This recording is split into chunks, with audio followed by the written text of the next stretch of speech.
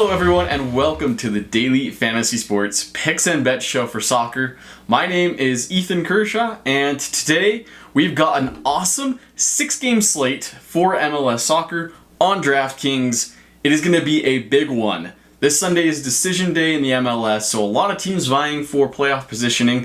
We're actually going to talk about some of these teams in this slate here, but before we jump into the video, please be sure to drop a like on this one and then also head on over to Mayo Media Network, click that subscribe button and subscribe to the channel. Also, be sure to leave a review and subscribe to Daily Fantasy Sports Picks and Bets, the Mix podcasts, wherever you get your pods from, and then leave a 5-star review. And last but not least, head on over to Twitter, follow me at Ethan Kershaw 9, where I'll be updating you with various updates through the MLS. Any questions you have about start-sit, questions for any kind of fantasy soccer really, I'm here for you, so just let me know and I will help you out. Alright, now let's go ahead and jump on into the video. Like I said, big games on this slate. It's decision day. A lot of people are going to be needing big results in this one, and this slate is one that's got a lot of good teams in it, a lot of teams that are in that playoff hunt. We're going to be talking about the Real Salt Lake, Kansas City game, Colorado LAFC. We've got LA and Minnesota, Portland and Austin, San Jose and Dallas, and then the Vancouver and Seattle game. So obviously a lot of things up for grabs here. Seattle and Colorado and Sporting Kansas City are all fighting for that number 1 seed to keep home court, or home field I should say, advantage throughout the entire playoffs. And then you've got teams like LAFC, LA, Minnesota, Real Salt Lake, Vancouver, that are all fighting for really a playoff spot, and so they're going to need wins as well. So, that being said, I don't really like paying up a ton for too many guys in this slate. I really like leveling it out. And let's go ahead and just start with the most expensive guy on the slate. It's going to be Daniel Salloi at 9.2K. Now, I understand Daniel Salloi has had some clunkers in the last 2 games, hasn't played extremely well, but I think that he's got a good chance for a turnaround in this game. I'm wearing my Real Salt Lake jersey. I love my team Real Salt Lake, but they have not been great as of late. And Salloi has been really good this whole season. Salloi is 3rd in the league in goals scored, and with Gadi Kinda, Johnny Russell, and Alan Pulido all on the injury report who have been playing up top lately, it looks like Salloi may have to carry a lot of the load for SKC in this game. I really like him. Also, I don't think he's going to be highly owned in contests where you're playing against a lot of people. So big prize contests, I really like him as kind of a differentiator option. In the 3 games before his last 2 dud games, he also had 3 goals, 2 assists, so you know he's always live to get a goal or provide an assist. So Salloi at 9.2K, I really like him. Alright, my next forward that we're going to be looking at is going to be Jesus Ferreira at 8.3K for FC Dallas. FC Dallas, I know they're out of the playoffs. They're playing against San Jose, which are kind of a middling team, but San Jose also aren't in the playoff race anymore.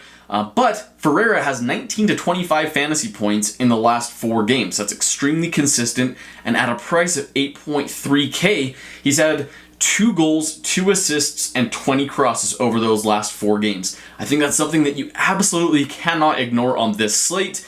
Obviously a lot of talent here, but the guy's on set pieces, he's on corners. You know he's going to be totally involved in this game if he's getting the start, which I do expect him to do. Playing at a center attacking midfield position for FC Dallas, he's going to be involved and he's going to get a lot of points for your fantasy team. So 8.3K, I really, really like him. My last forward that we're going to be looking at is going to be Raul Ruidiaz at 7.5K. Now, honestly, I'm kind of shocked that you can get Ruidiaz for this price. He hasn't been great throughout really the whole season, but the last 2 games, he has had 3 goals on 7 shots with 17 and 24 fantasy points.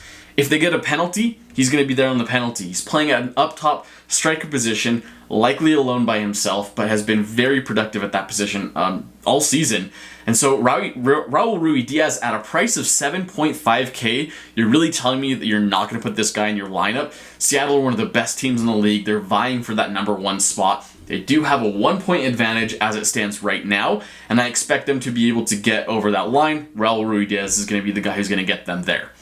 Now, looking at the midfielders, there are a lot of guys that I really like, but there's a guy who I think you absolutely need to have in your lineups this week, and it's going to be Emmanuel Reynoso at 8.4K for Minnesota. talk about consistency. This guy is as good as it gets. 11 to 35 fantasy points in every single game this year. Also, in the last 4 games, he only has 1 goal and 2 assists, which would normally worry you a little bit, but the fact that he's had such a high output in the last couple of games, you look a little closer and you see that he has accumulated a total of 14 shots and 46 crosses. That is incredible. Over the last 4 games, 46 crosses. He's on set pieces. He's on corners. He's going to be extremely involved in this one, and Minnesota needs to get a win to be safe. They need to get a tie, so they're going to be fighting this entire game. I expect Reynoso to get a full 90 minutes played in this game and be very productive. I love him at 8.4K. All right, now the next midfielder we got is going to be a guy for a team that I don't think is going to have really an overall fantastic game, but I like the player individually. It's going to be Diego Fagundes of Austin at 7.4K. Now, I don't think Austin really has got much of a shot to win this game. Depends on if Portland comes out with their backups. You have to keep an eye, obviously, on the lineups for that one. But Fagundes has still been a very productive player playing on a bad team. 19 to 22 fantasy points over the last 3 games. And in that span, he has only 1 goal, 2 assists, kind of like Reynoso, but has a total of 15 shots assisted and 30 crosses. Kind of like Reynoso light a little bit, and he's on corners and set pieces, something you love to see out of your midfield players. So Diego Fagundes at 7.4K, I really like him. All right, now another guy that's technically defined as kind of a forward, but also listed as a midfielder, is going to be Franco Fragapane at 7K. Now, Fragapane's been kind of on and off this season, but he's playing at a left midfield position for Minnesota, always involved in the attack. He's got 8 to 23 fantasy points over the last 10 games, so quite consistent as well. 3 goals, 10 shots, and 12 shots assisted over the last 5 games. So obviously not a barn burner, a guy that's not going to tear the slate off, but 23 fantasy points as a ceiling over the last 10 games, that's pretty good, and an 8-point fantasy floor is pretty safe as well. So 7K, I think Franco Fragapane is going to have a lot to do with Minnesota needing to win this game. Obviously, you've got Reynoso, but Fragapane at 7K, I think is a guy you can definitely fit into your lineups. Looking at a little bit of a cheaper option is actually going to be a guy who is defined as a midfielder on the slate, but has been playing striker lately. That's my guy, Damir Kreilach for Real Salt Lake at 6.5K. I love Kreilach. I think this price is a little criminal at 6.5K. I love him so much, getting him into your lineup at a midfield position. He's even a guy you can just throw into your flex spot at the end of the day. 6.5K. He is 4th in the league in goals scored. I don't know how a guy who's that good is this cheap, but he is. Like I said, playing at a striker position. The one issue I have with Kreilach is that he's got a very low floor and a very high ceiling. He's got a lot of variance in his stat line. 4 to 27 fantasy points over the last 5 games. So kind of a surprise box. You don't really know what you're going to get with Kreilach. But he's been banging in goals all year, and Real Salt Lake need to win this game. So I expect Kreilach to be essential in providing the opportunity to win this game for Real Salt Lake. Again, SKC, it's a tough opponent. I totally get it. But I think Kreilach's going to be efficient enough. He's also got 3 shots in each of the last 3 games. So I love Kreilach at 6.5K. All right. Now, kind of a guy at a midfield position. This will be the last midfielder, I promise. I know we've had a lot of them. But Christian Paredes at 3.9K is going to be the cheapest midfielder we're looking at for Portland. Now, I know he's been playing at a defensive midfield position, but he's been extremely effective as of late. He's got 10 and 11 points in 2 of the last 3 games, and in those 2 games, he had an assist in each of those ones. And so I think that Paredes, even though he's not always forward in the attack for Portland, has a really good chance to provide a fairly decent floor at a price of 3.9K. That's really a point where you're just like throwing away a midfielder spot, just kind of punting. And I think Paredes has got a great chance to return value for you. Portland is a team that loves to counter, and so he's got a great chance to kind of flip a ball up over the top for an assist in this one. So 3.9K, I love Christian Paredes. Finally, the defender spot. There's a lot of guys, obviously, at defender, but only one guy that really stands out above the rest. If you're looking to punt a guy at a defender spot, go ahead and pick and choose. Generally, right backs or left backs are usually the best. Sometimes center backs can be effective. But my favorite defender in this spot is the guy who is unfortunately the highest price. It's going to be Christian Roldan at 6.8K for Seattle. He's got 10 to 18 fantasy points in the last 4 games, with 11 total shots and 13 total crosses. Now, it's interesting because he's listed here as a defender, but he's actually been playing at a central attacking midfield position for Seattle as of late. getting into the final third, attacking a lot. He should be on some set pieces as well, which definitely helps his value. And so Christian Roldan, mixing up my Christians here a little bit. But Christian Roldan, I really like him at 6.8K if you're paying up for a defender this week. Got a great floor and a fantastic ceiling, and they're going to need him in this game. And so I think he can be providing assists for Raul Ruidiaz in this game. I love Roldan at 6.8K. All right, finally, I know the one position you guys have all been waiting for. It's the goalkeeper position. Always the toughest one to predict. But unfortunately, I think you're going to have to pay up in this slate a little bit. Decision day, like I said, there's a lot of unpredictability. Goals can come from anywhere in these games. But I think that if you're betting on a goalkeeper, it's going to be Steve Clark at 5.6K for Portland.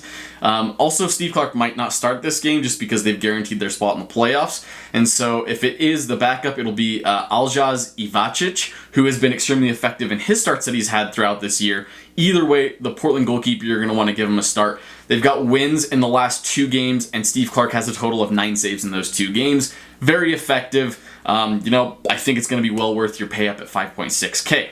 All right, that's it for the players. Now we're going to go ahead and jump on into the bets. My favorite bets for this slate, I've got a safe one, a neutral one, and a risky one as always. My safe bet is going to be Portland to win in a shutout at plus 230. We talked about Steve Clark. He's been effective. The team has been pretty good defensively as of late as well. Austin have been shut out in 3 of their last 4 road games. This is a road game for them. And then Portland has shut out 2 of their last 3 opponents at home. This is a home game for them. I think it sets up very nicely for Portland. They're obviously going to want to win this last home game of the regular season for their crowd. And so I think they've got a great chance to do that. Plus 230 for the shutout for Portland. All right, the neutral one that's going to be, I'm not extremely confident on it, but I do feel like it's a pretty good bet. Going to be San Jose and Dallas. Both teams to score and no draw at plus 125. I think that Dallas has got a great chance to score here. Maybe a goal from Jesus Ferreira, maybe even Ricardo Pepi. But I think ultimately San Jose wins this game. They're at home. But both teams are actually 3rd and 5th in the league in goals allowed. So I think there could be a lot of goals in this one. But I think ultimately San Jose pulls out the win for their home crowd in the last game of the regular season. Remember, neither of these teams are in the playoffs, so just fighting for pride at this point. I think San Jose gets it done. All right, and then the last bet, a little bit of a risky one. It's going to hurt me a lot to say this, but it's going to be Sporting Kansas City to win their game against Real Salt Lake by 1 goal at plus 220. I love my team Real Salt Lake, but they have not been very good as of late. Sporting Kansas City have only lost 2 games at home this entire year. And so I think that maybe without Johnny Russell, Alan Pulido, maybe not as much attacking firepower, and they just eke this game out by 1. Also, RSL have lost 3 of their last 4 games. It's been quite disappointing for me as a fan, but I think SKC gets this done, wins it by a goal at plus 220. All right, finally, quick reminder to make sure to smash the like button on this video. Also subscribe to Mayo Media Network for all your sports fantasy betting content. And then don't forget to leave a 5-star review on the audio podcast. And then head on over to Twitter, follow me at Ethan Kershaw 9. Thank you all for listening to the video today. Hope you have a fantastic weekend. Please make sure to catch some bets and some lineups for me, and I will talk to y'all later. See ya.